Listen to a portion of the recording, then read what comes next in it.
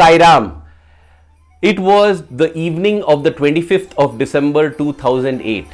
The Christmas celebrations had just concluded at Prashantinilayam in Puttaparthi, and I was in a wonderful state of mind.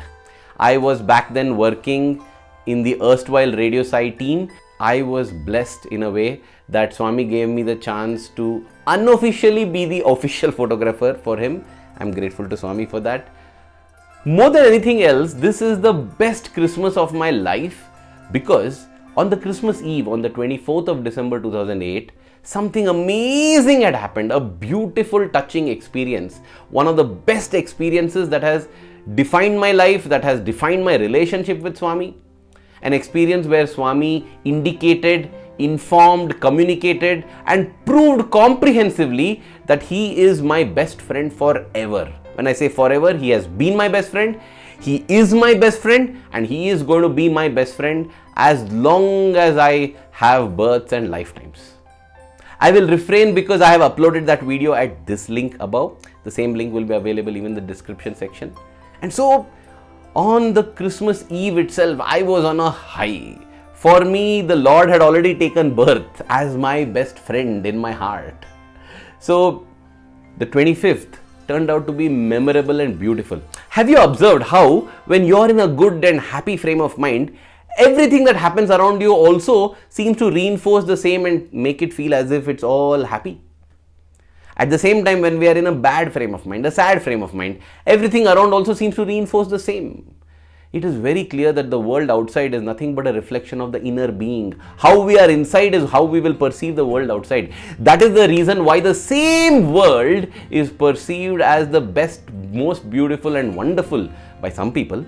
At the same time is considered the worst, the most treacherous and the most dark by some others. Because it's a reflection of the inner self, the inner being. And that is why being positive, being affirmative, being in touch with our reality that we are divine is so important because it shapes our day-to-day experiences. Because I was on a high, the 25th went on very beautifully. The morning and evening sessions in the mandir where there were programs, there were speeches, songs, music, even a divine discourse by our beloved Bhagawan Sri Sathya Sai Baba. Beautiful Christmas had concluded and I had something amazing planned for the evening. A few of us friends had decided to gather at a friend's place outside the ashram where, say around 7 p.m, we would have a Christmas feast together. After that, we would watch a movie quickly before I could return back to my accommodation in the ashram by 9:15, 9:30 p.m. because by then the gates are officially closed. With this plan in mind, I went there when I received a call from one of my colleagues at Radio Sai. Brother Nimesh, he called me and he said, "Hey Arvind, the decorations outside Yajur Mandir," that Yajur Mandir was back then Swami's residence, they are so beautiful with lights and they're unique. They have been done this year. Why don't you go and take some photos of these decorations?" When he said this, my first thought was, oh no, if I go there, then this whole evening and night that has been planned will go for a toss. Because you see, I had to go back into the ashram, change from my colored dress to the white dress and then go near Yajur Mandir. Had it been any other place, I would have told this colleague of mine, why don't you go and do the photography yourself? But, as I said, those days, nobody would be allowed into the Yajur Mandir compound, and because Swami had unofficially given me the status as an official photographer, if I walked into the gates, nobody would have told anything. And that's why he was telling me that you just go and take some pictures and come. So it would take me half an hour to go there, and after that, half an hour to do the photography, again another half an hour to go back to the room, change back. By then it would be too late, which meant my plans for the late evening and early night were washed out. I was, oh no, thinking that way. But then I said, no. Every time I get to walk into Yajur Mandir to do photography, it's a great privilege, it's a great honor. I consider it very special, right? Now also it is the same. This is not the kind of feeling that I should entertain. Arvind, no. Remove all this sadness or sorrow or disappointment at your evening being washed out. go do your duty. And with that, I set out.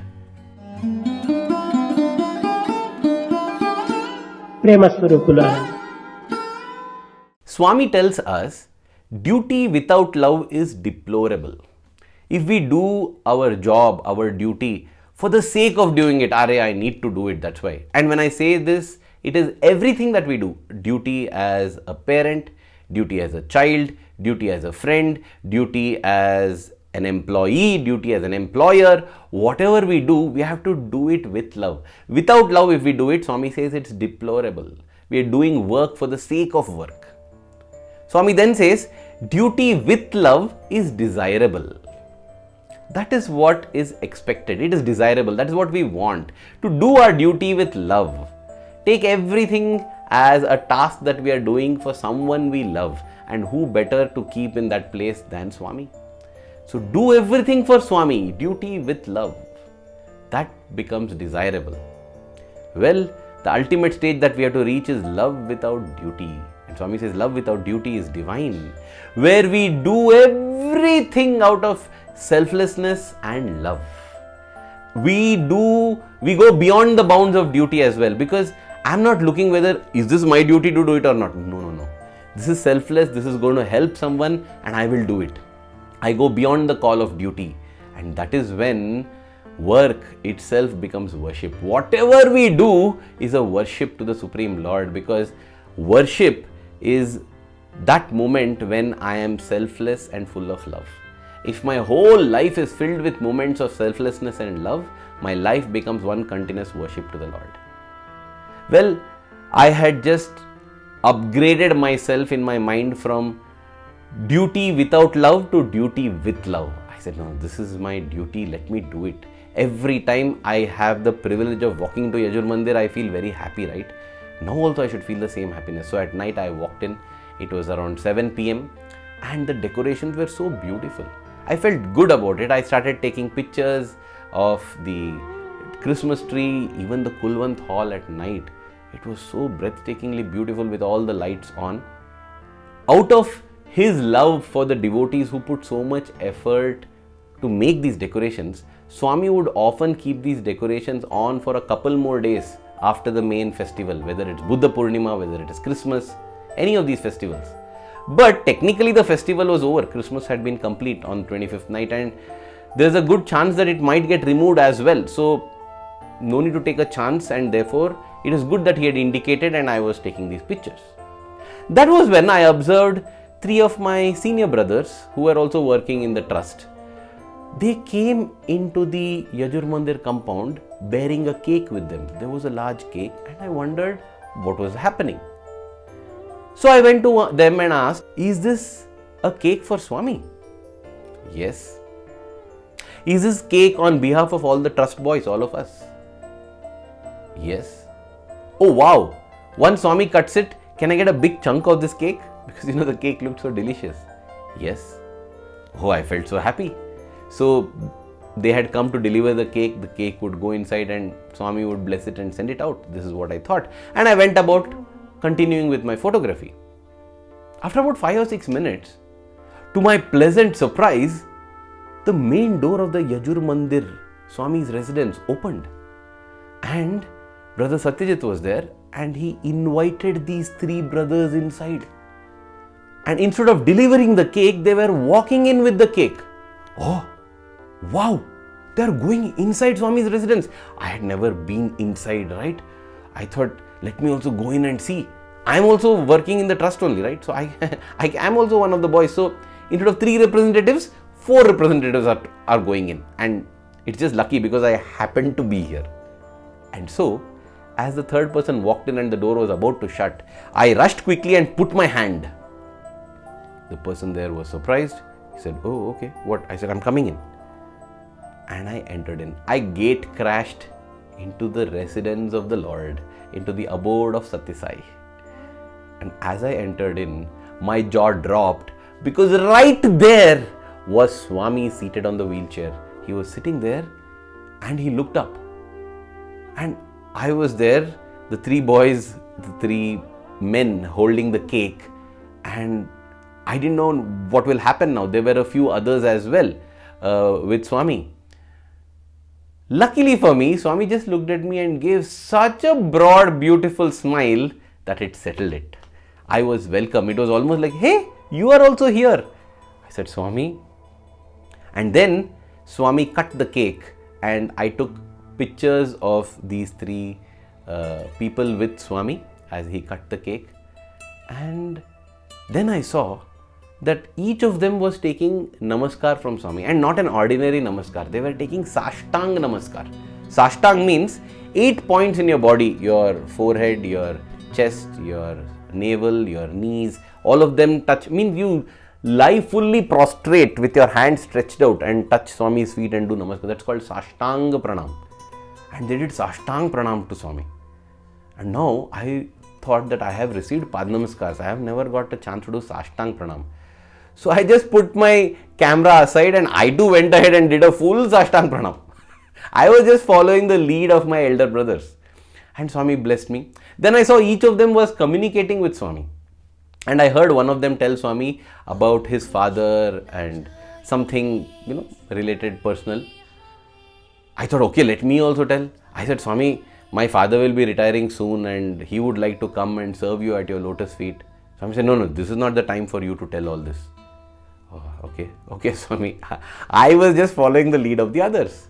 After that, Swami said, pick up the cake, I'll cut it. Swami had already cut the cake, but he wanted me to pick it up and pose for a photograph. And that is when I realized that the other three who had come, it was their chance actually. They were the three selected. I don't know how they were selected, but they were the ones who had come in. It was only later on I got to know that these three brothers, Swami had given the chance of sleeping in the first floor of the old mandir. The old mandir meaning the Prashanthi Nilayam Bhajan Hall where it is there. Above that Swami used to stay till 1993. Swami would stay there. After that Swami shifted to this area. And in 2006 Swami had come into the Yajur Mandir. So they used to sleep there, and every Christmas morning Swami would give darshan from the silver door balcony that is there on top. And they would have a cake ready for Swami which Swami would cut and bless them. Now Swami had shifted his residence. But even then, whenever Swami would come for the silver door darshan, they would get a chance to offer a cake to Swami, the Christmas cake. Now Swami had even stopped giving silver door darshan, but his love is so immense, his compassion is so wonderful. He continued to give them this chance that they can come and get the cake blessed. So they had not explained to me that they were the privileged three. They just allowed me to feel part of them by saying, yes, this is all the trust boys, we are offering a cake. But I got the chance to take namaskar, speak to Swami, also this beautiful photograph, memorable, most unbelievable tryst with divinity. When Swami blessed all of us and we came out, they said not just a big chunk of cake, we'll give you a huge part of the cake, okay, because you just gatecrashed, but I think that is Swami's will. And they were all nice and kind and happy about it because Swami had smiled. Dear brothers and sisters, whatever we do in our life, let us do it to bring a smile on Swami's face. Because when the Lord smiles, the whole world will smile. It doesn't matter when we have Lord by the side and we have the Lord smiling at us. It doesn't matter what the world thinks of us. It doesn't matter at all. We need not care for anything else. Let us care maximum, let us care completely only for what Swami thinks of us. And let us be answerable to Him. Everything else will get taken care on its own. And that day, dear brothers and sisters, I realized that when we do our duty with love, it has its own reward. On that day, Swami gave the reward instantaneously. But I know there will be times when the rewards might not be instantaneous. But I must continue to do my duty with love. Another thought that I want to share about this episode is that whenever something unexpected happens like this, when we get an unexpected bounty, unexpected reward, we are so thrilled. And when somebody asks me, why did you get that beautiful chance that day? I will say it's all Swami's grace. No reason for His love, no season for His love. Yes. But then I think, what if something unexpected bad happens? Something that I was not expecting, a health emergency, a financial distress, a relationship going bad, getting broken. That is not something that I expected. And it suddenly happens to me. When it happens like that, and if somebody asks me, why did this suddenly happen to you? Will I be able to tell that happened because of Swami's grace and blessings? No reason for his love, no season for his love. This relationship broke and went bad because Swami loves me. I am in this financial distress because Swami loves me, because it is good for me. I am having this health issue, or my dear one is having this health issue because it is good for me, because Swami loves me. Can I take anything unexpected that happens as his blessing? Because in the ultimate sense, everything is indeed his blessing.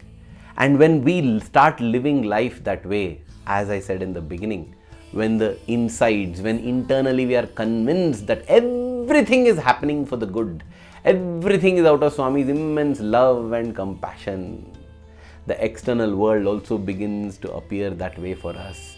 Everything we will be able to enjoy and go through peacefully with bliss. That is true bliss. That is independent. It is not dependent on any external factor. My happiness is not dependent on this happening and this not happening. My happiness is always permanent because it is based on Swami, who is permanent. Before I conclude, let me just share that there is a beautiful prayer of surrender that Swami has shared in a letter to a devotee. And just listening to the words of this prayer of surrender on a daily basis will help us achieve this state of considering everything for our own good. That prayer of surrender is at this link above. I watch it every time I'm feeling low, and also every time that I'm feeling high, which means I watch it quite often, I read it quite often. It's very helpful, and I hope it helps you as well. Dear Swami, thank you for being a part of our lives. Thank you for being the center of our lives. It is because of you that our life gains meaning, that our life gains joy. I conclude with the prayer that every moment of our life, let the love that we have for you in our hearts keep growing stronger. Thank you. Jai Sai Ram.